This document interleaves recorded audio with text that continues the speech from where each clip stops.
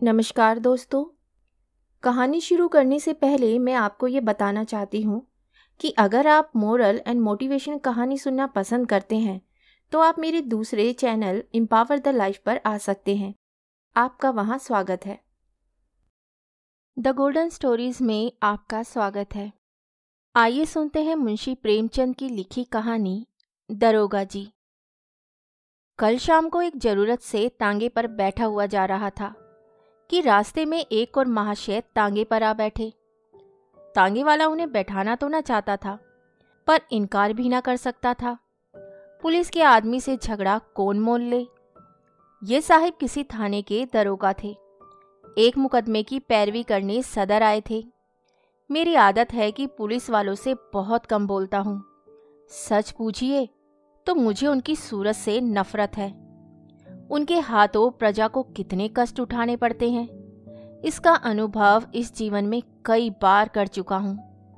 मैं जरा एक तरफ खिसक गया और मुंह फेरकर दूसरी ओर देखने लगा कि दरोगा जी बोले, जनाब, यह आम शिकायत है कि पुलिस वाले बहुत रिश्वत लेते हैं, लेकिन यह कोई नहीं देखता कि पुलिस वाले रिश्वत लेने के लिए कितने मजबूर किए जाते हैं।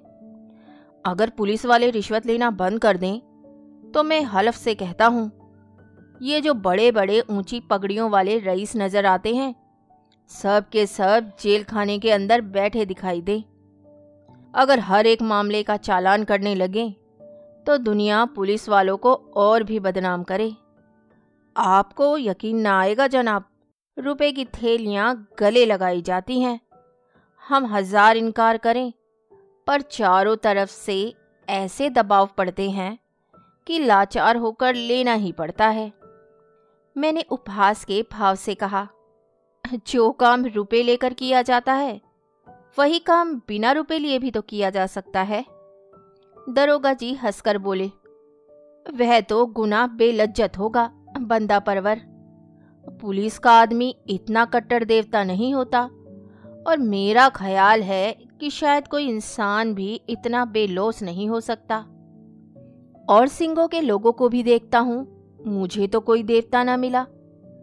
मैं अभी इसका जवाब दे ही रहा था कि एक मियाँ साहब लंबी अचकन पहने, तुर्की टोपी लगाए, तांगे के सामने से निकले।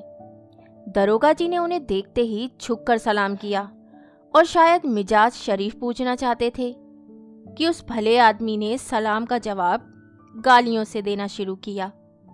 जब तांगा कई कदम आगे निकल आया तो वे एक पत्थर लेकर तांगे के पीछे दौड़ा। तांगे वाले ने घोड़े को तेज किया। उस भले मानुस ने भी कदम तेज किए और पत्थर फेंका। मेरा सिर बाल बाल बच गया। उसने दूसरा पत्थर उठाया, वह मेरे सामने आकर गिरा। तीसरा पत्थर इतनी जोर से आया कि दरोगा जी के घुटने में बड़ी चोट आई, पर इतनी देर में तांगा इतनी दूर निकल आया था कि हम पत्थरों की मार से दूर हो गए थे। हाँ, गालियों की मार अभी तक जारी थी। जब तक वह आदमी आंखों से ओझल ना हो गया, हम उसे एक पत्थर उठाए गालियां बकते हुए देखते रहे। जब जरा चित्त शांत हुआ, मैंने दरोगा जी से पूछा, यह कौन आदमी है साहब? कोई पागल तो नहीं है? दरोगा जी ने घुटने को सहलाते हुए कहा, पागल नहीं है साहब, मेरा पुराना दुश्मन है। मैंने समझा था जालिम पिछली बातें भूल गया होगा, वरना मुझे क्या पड़ी थी कि सलाम करने जाता। मैंने पूछा, आपने इसे किसी मुकदमे में सजा दिलाई होगी? बड़ी लंबी दास्तान है जनाब, बस इतना समझ लीजिए कि इसका बस चले तो मुझे जिंदा ही निगल जाए। आप तो शौक की आग को और भड़का रहे हैं। अब तो वे दास्तान सुने बगैर तस्कीन ना होगी। दरोगा जी ने पहलू बदल कर कहा, अच्छी बात है, सुनिए। कई साल हुए मैं सदर में ही तैनात था। बेफिक्री के दिन थे, ताजा खून और एक माशूक से आंख लड़ गई। आमदरफ्त शुरू हुई। अब भी जब उस हसीना की याद आती है तो आंखों से आंसू निकल जाते हैं। बाजारू औरतों में इतनी हया, इतनी वफा, इतनी मुरव्वत मैंने नहीं देखी। 2 साल उसके साथ इतने लुत्फ से गुजरे कि आज भी उसकी याद करके रोता हूँ। मगर किस्से को बढ़ाऊंगा नहीं, वरना अधूरा ही रह जाएगा। मुख्तसर यह है कि 2 साल के बाद मेरे तबादले का हुक्म आ गया। उस वक्त दिल को जितना सदमा पहुंचा, उसका जिक्र करने के लिए दफ्तर चाहिए। बस यही जी चाहता था कि इस्तीफा दे दूं। उस हसीना ने यह खबर सुनी तो उसकी जान सी निकल गई। सफ़र की तैयारी के लिए मुझे 3 दिन मिले थे। ये 3 दिन हमने मंसूबे बांधने में काटे। उस वक्त मुझे अनुभव हुआ कि औरतों को अक्ल से खाली समझने में हमने कितनी बड़ी गलती की है। मेरे मंसूबे शेख चिल्ली के से होते थे। कलकत्ते से भाग चलें, वहाँ कोई दुकान खोल दें या इसी तरह कोई दूसरी तजवीज़ करता, लेकिन वह यही जवाब देती कि अभी वहाँ जाकर अपना काम करो। जब मकान का बंदोबस्त हो जाए तो मुझे बुला लेना, मैं दौड़ी चली आऊँगी। आखिर जुदाई की घड़ी आई। मुझे मालूम होता था कि अब ना जान बचेगी। गाड़ी का वक्त निकला जाता था और मैं उसके पास से उठने का नाम ना लेता था। मगर मैं फिर किस्से को तूल देने लगा। खुलासा यह है कि मैं उसे 2-3 दिन में बुलाने का वादा करके रुखसत हुआ, पर अफसोस वे 2-3 दिन कभी ना आए। पहले 10-5 दिन तो अफसर से मिलने और इलाके की देखभाल में गुजरे। इसके बाद घर से खत आ गया कि तुम्हारी शादी तय हो गई, रुखसत लेकर चले आओ। शादी की खुशी में उस वफा की देवी की मुझे फिक्र ना रही। शादी करके महीने भर बाद लौटा तो बीवी साथ थी। रही सही याद भी जाती रही। डरता रहता था कि कहीं एक दिन वे आकर सिर पर सवार ना हो जाए, फिर बीवी को मुंह दिखाने लायक भी ना रह जाऊं। साल भर के बाद मुझे एक काम से सदर जाना पड़ा। उस वक्त मुझे उस औरत की याद आई। सोचा जरा चलकर देखना चाहिए किस हालत में है। फौरन अपने खत ना भेजने और इतने दिनों तक ना आने का जवाब सोच लिया और उसके द्वार पर जा पहुंचा। दरवाज़ा साफ सुथरा था। मकान की हालत भी पहले से अच्छी थी। दिल की खुशी हुई कि इसकी हालत उतनी खराब नहीं है जितनी मैंने समझी थी। और क्यों खराब होने लगी? मुझ जैसे दुनिया में क्या और आदमी ही नहीं है? मैंने दरवाज़ा खटखटाया। अंदर से वह बंद था। आवाज़ आई, कौन है? मैंने कहा, वाह इतनी जल्दी भूल गई, मैं हूँ बशीर। कोई जवाब ना मिला। आवाज़ उसी की थी, इसमें शक नहीं। फिर दरवाज़ा क्यों नहीं खोलती? जरूर मुझसे नाराज़ है। मैंने फिर किवाड़ खटखटाए और लगा अपनी मुसीबतों का किस्सा सुनाने। कोई 15 मिनट के बाद दरवाज़ा खुला। हसीना ने मुझे इशारे से अंदर बुलाया और चट किवाड़ बंद कर लिए। मैंने कहा, मैं तुमसे मुआफ़ी मांगने आया हूँ। यहाँ से जाकर मैं बड़ी मुश्किल में फंस गया। इलाका इतना ख़राब है कि दम मारने की मोहलत नहीं मिलती। हसीना ने मेरी तरफ ना देखकर ज़मीन की तरफ ताकते हुए कहा, मुआफ़ी किस बात की? तुमसे मेरा निकाह तो हुआ ना था। दिल कहीं और लग गया तो मेरी याद क्यों आती? मुझे तुमसे कोई शिकायत नहीं। जैसा और लोग करते हैं वैसा ही तुमने किया। यह क्या कम है कि इतने दिनों के बाद इधर आ तो गए। रहे तो खैरियत से? किसी तरह जिंदा हूँ। शायद जुदाई में खुलते खुलते ये तोन निकल आई है। खुदा छूट ना बुलवाए, तब से दूने हो गए हो। मैंने झेपते हुए कहा, यह सारा पलगम का फिसाद है। अब भला मोटा मैं क्या होता? उधर का पानी निहायत बलगमी है। तुमने तो मेरी याद ही भुला दी। उसने अब की मेरी ओर तेज निगाहों से देखा और बोली, खत का जवाब तक न दिया, उल्टे मुझी को इल्ज़ाम देते हो। मैं तुम्हें शुरू से बेवफा समझती थी और तुम वैसे ही निकले। बीवी लाए और मुझे खत तक ना लिखा। मैंने ताज्जुब से पूछा, तुम्हें कैसे मालूम हुआ कि मेरी शादी हो गई? उसने रुखाई से कहा। ये पूछ कर क्या करोगे? झूठ तो नहीं कहती। बेवफा बहुत देखे, लेकिन तुम सबसे बढ़कर निकले। तुम्हारी आवाज सुनकर जी में तो आया कि दुत्कार दूं, लेकिन ये सोचकर दरवाजा खोल दिया कि अपने दरवाजे पर किसी को क्या जलील करूं। मैंने कोट उतार कर खूंटी पर लटका दिया, जूते भी उतार डाले और चारपाई पर लेटकर बोला, लैला देखो, इतनी बेरहमी से पेश ना आओ।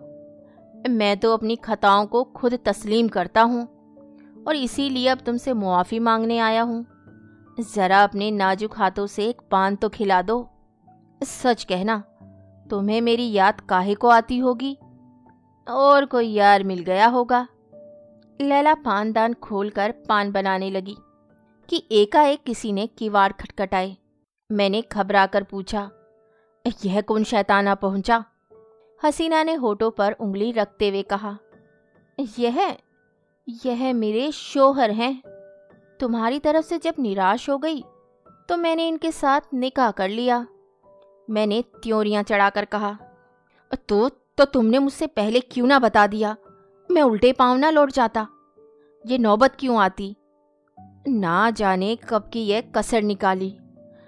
मुझे क्या मालूम कि ये इतनी जल्द आ पहुंचेंगे।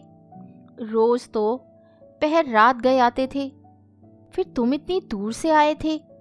तुम्हारी कुछ खातिर भी तो करनी थी। यह अच्छी खातिर की? बताओ, अब मैं जाऊं कहाँ? मेरी समझ में खुद कुछ नहीं आ रहा। या अल्लाह, किस अजाब में फंसी। इतने में उन साहब ने दरवाजा खटखटाया। ऐसा मालूम होता था कि किवाड़ तोड़ डालेगा। हसीना के चेहरे पर एक रंग आता था, एक रंग जाता था। बेचारी खड़ी कांप रही थी। बस जबान से यही निकलता था, या अल्लाह रहम कर। बाहर से आवाज आई, अरे तुम क्या सरे शाम सो गई हो? अभी तो 8 भी नहीं बजे। कहीं सांप तो नहीं सूंघ गया? अल्लाह जानता है, अब और देर की तो किवाड़ चिड़वा डालूंगा। मैंने गिड़गिड़ा कर कहा, खुदा के लिए मेरे छिपने की कोई जगह बताओ। पिछवाड़े कोई दरवाजा नहीं? ना, संडास तो है। सबसे पहले वह भी वहीं जाएंगे। अच्छा, वह सामने वाली कोठरी कैसी है? हाँ है तो, लेकिन कहीं कोठरी खोलकर देखा तो? क्या बहुत डबल आदमी है? हाँ, तुम जैसे 2 को बगल में दबा लें। अरे तो खोल दो कोठरी। वे जो ही अंदर आएगा मैं दरवाजा खोलकर निकल भागूंगा। हसीना ने कोठरी खोल दी। मैं अंदर जा घुसा। दरवाजा फिर बंद हो गया। मुझे कोठरी में बंद करके हसीना ने जाकर सदर दरवाजा खोला और बोली, क्यों किवाड़ तोड़े डालते हो? आ तो रही हूं। मैंने कोठरी के किवाड़ों के दराजों से देखा। आदमी क्या, पूरा देव था। अंदर आते ही बोला, तुम सरे शाम सो गई थी? हाँ, जरा आंख लग गई थी। मुझे तो ऐसा मालूम हो रहा था कि तुम किसी से बातें कर रही हो। वहम की दवा तो लुकमान के पास भी नहीं। मैंने साफ सुना, कोई ना कोई था जरूर। तुमने उसे कहीं छिपा रखा है? इन्हीं बातों पर तुमसे मेरा जी जलता है। सारा घर तो पड़ा है, देख क्यों नहीं लेते? देखूंगा तो मैं जरूर ही, लेकिन तुमसे सीधे सीधे पूछता हूं, बतला दो कौन था? हसीना ने कुंजियों का गुच्छा फेंकते हुए कहा, और कोई था तो घर में ही ना होगा। लो, ये सब जगह देखाओ। सुई तो है नहीं कि मैंने कहीं छिपा दी हो। वह शैतान इन चकमों में ना आया। शायद पहले भी ऐसा ही चरका खा चुका था। कुंजियों का गुच्छा उठाकर सबसे पहले मेरी कोठरी के द्वार पर आया और उसके ताले को खोलने की कोशिश करने लगा। गुच्छे में उस ताले की कुंजी ना थी। बोला, इस कोठरी की कुंजी कहाँ है? हसीना ने बनावटी ताज्जुब से कहा, अरे तो क्या उसमें कोई छिपा बैठा है? वह तो लकड़ियों से भरी पड़ी है। तुम बस कुंजी दे दो। तुम भी कभी कभी पागलों से काम करने लगते हो। अंधेरे में कोई सांप बिच्छू निकल आए तो? ना भैया, मैं उसकी कुंजी ना दूंगी। बला से सांप निकल आएगा। अच्छा ही हो निकल आए, इस बेहयाई की जिंदगी से तो मौत ही अच्छी। हसीना ने इधर उधर तलाश करके कहा। ना जाने उसकी कुंजी कहाँ रख दी, ख्याल ही नहीं आता। इस कोठरी में तो मैंने और कभी ताला नहीं देखा। मैं तो रोज लगाती हूँ, शायद कभी लगाना भूल गई हूँ तो नहीं कह सकती। तो तुम कुंजी ना दोगी? कहती तो हूँ, इस वक्त नहीं मिल रही है। कह देता हूँ कच्चा ही खा जाऊंगा। अब तक तो मैं किसी तरह जब्त किए खड़ा रहा। बार बार अपने ऊपर गुस्सा आ रहा था कि यहाँ क्यों आया। ना जाने ये शैतान कैसे पेश आए, कहीं तैश में आकर मार ही ना डाले। मेरे हाथों में तो कोई छुरी भी नहीं। या खुदा, अब तू ही मालिक है। दम रोके हुए खड़ा था कि एक पल का भी मौका मिले तो निकल भागूं। लेकिन जब उस मर्दूद ने किवाड़ों को जोर से धमधमाना शुरू किया तब तो रूह ही फना हो गई। इधर उधर निगाह डाली कि किसी कोने में छिपने की जगह है या नहीं। किवाड़ के दराजों से कुछ रोशनी आ रही थी। ऊपर जो निगाह उठाई तो एक मचान सा दिखाई दिया। डूबते को तिनके का सहारा मिल गया। उचक कर चाहता था कि ऊपर चढ़ जाऊं कि मचान पर एक आदमी को बैठे देखकर उस हालत में मेरे मुंह से चीख निकल गई। ये हजरत अचकन पहने, घड़ी लगाए, एक खूबसूरत साफा बांध उकड़ू बैठे हुए थे। अब मुझे मालूम हुआ कि मेरे लिए दरवाज़ा खोलने में हसीना ने इतनी देर क्यों की थी। अभी इनको देख ही रहा था कि दरवाजे पर मसूल की चोटें पड़ने लगी। मामूली किवाड़ तो थे ही, 3-4 चोटों में दोनों किवाड़े नीचे आ रहे और वे मर्दूद लालटेन लिए कमरे में घुसा। उस वक्त मेरी क्या हालत थी इसका अंदाज आप खुद कर सकते हैं। उसने मुझे देखते ही लालटेन रख दी और मेरी गर्दन पकड़कर बोला, अच्छा आप यहाँ तशरीफ रखते हैं, आइए आपकी कुछ खातिर करूं। ऐसे मेहमान रोज कहाँ मिलते हैं। ये कहते हुए उसने मेरा एक हाथ पकड़कर इतनी जोर से बाहर की तरफ ढकेला कि मैं आंगन में औंधा जा गिरा। उस शैतान की आंखों से अंगारे निकल रहे थे। मालूम होता था कि उसके होठ मेरा खून चूसने के लिए बड़े आ रहे हैं। मैं अभी जमीन से उठने भी ना पाया था कि वह कसाई एक बड़ा सा तेज छुरा लिए मेरी गर्दन पर आ पहुंचा। मगर जनाब मैं पुलिस का आदमी हूँ। उस वक्त मुझे एक चाल सूझ गई। उसने मेरी जान बचा ली, वरना आज आपके साथ तांगे पर ना बैठा होता। मैंने हाथ जोड़कर कहा, हुजूर मैं बिल्कुल बेकसूर हूँ, मैं तो मीर साहब के साथ आया था। उसने गरज कर पूछा, कौन मीर साहब? मैंने जी कड़ा करके कहा, अब वही जो मचान पर बैठे हुए हैं। मैं तो हुजूर का गुलाम ठहरा, जहाँ हुक्म पाऊंगा उनके साथ जाऊंगा, मेरी इसमें क्या खता है। अच्छा, तो कोई मीर साहब मचान पर भी तशरीफ रखते हैं? उसने मेरा हाथ पकड़ लिया और कोठरी में जाकर मचान पर देखा। वे हजरत सिमटे सिमटाए भीगी बिल्ली बने बैठे थे। चेहरा ऐसा पीला पड़ गया था गोया बदन में जान ही नहीं। उसने उनका हाथ पकड़कर एक झटका दिया तो आप धम से नीचे आ रहे। उनका ठाठ देखकर अब इसमें कोई सुबह न रहा कि वह मेरे मालिक हैं। उनकी सूरत देखकर उस वक्त तरस के साथ हंसी आती थी। तू कौन है बे? जी मेरा मकान, यह आदमी झूठा है, यह मेरा नौकर नहीं है। तू यहाँ क्या करने आया था? मुझे यही बदमाश धोखा देकर लाया था। यह क्यों नहीं कहता कि मजे उड़ाने आया था? दूसरों पर इल्जाम रखकर अपनी जान बचाना चाहता है। सुअर, ले तू भी क्या समझेगा कि किससे पाला पड़ा था। यह कहकर उसने उसी तेज छुरे से उन साहब की नाक काट ली। मैं मौका पाकर बेतहाशा भागा, लेकिन हाय हाय की आवाज़ मेरे कानों में आ रही थी। इसके बाद उन दोनों में कैसी छनी, हसीना के सिर पर क्या आफत आई, इसकी मुझे कुछ खबर नहीं। मैं तब से 20 बार सदर आ चुका हूँ, पर उधर भूल कर भी नहीं गया। ये पत्थर फेंकने वाले हजरत वही हैं जिनकी नाक कटी थी आज न जाने कहाँ से दिखाई पड़ गए और मेरी शामत आई कि उन्हें सलाम कर बैठा। आपने उनकी नाक की तरफ शायद ख्याल नहीं किया। मुझे अब ख्याल आया कि उस आदमी की नाक कुछ चिपटी थी। बोला, हाँ हाँ, नाक कुछ चिपटी तो थी, मगर आपने उस गरीब को बुरा चकमा दिया। अरे और क्या करता, उस वक्त अपनी अपनी पड़ी थी कि मुकाबला करने की सूझती। कहीं उस रमझल्ले में धर लिया जाता तो आबरू अलग जाती और नौकरी से अलग हाथ धोता। मगर अब इस आदमी से होशियार रहना पड़ेगा। और इतने में चौक आ गया और हम दोनों ने अपनी अपनी राह ली। कहानी सुनने के लिए धन्यवाद। तो इसी के साथ मैं आपसे विदा लेती हूँ और कल फिर मिलती हूँ एक नई कहानी के साथ। तब तक के लिए अलविदा।